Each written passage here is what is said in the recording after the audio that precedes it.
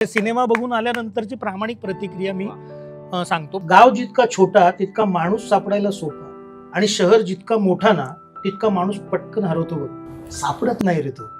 रोहन मापुसकर यांच्या April May 99 सिनेमामधलं हे वाक्य कानावर आलं आणि थेट बालपणात घेऊन गेलं. कॅरम, नदीच्या डोहातल्या उड्या, गल्ली क्रिकेट, चारण्याच्या पॅप्सिकोलाची पार्टी, बोरं, जांभळं, करवंद, दिवस दिवस चाललेले जोडपत्ते, 5-3-2, मेंढीकोटचा सामना. हाय रे मेरा बचपन. पण एखाद्या वाऱ्याच्या झोक्याने पत्त्यांचा बंगला भुरकन उडून जावा ना तसं बालपण कुठेतरी उडून गेलं.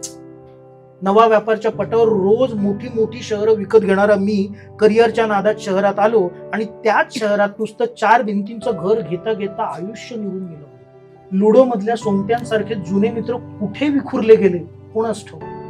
मला खूप उशिराने कळलं की आयुष्य हे चेस मधल्या शिपायासारखं असतं, पुन्हा मागे फिरायला वाव नसतो. खरंय मापुसकर तुमचं, शहरात माणूस हरवतो, पण तुमचा एप्रिल मे 99 हा सिनेमा म्हणजे जादूचा आरसा आहे.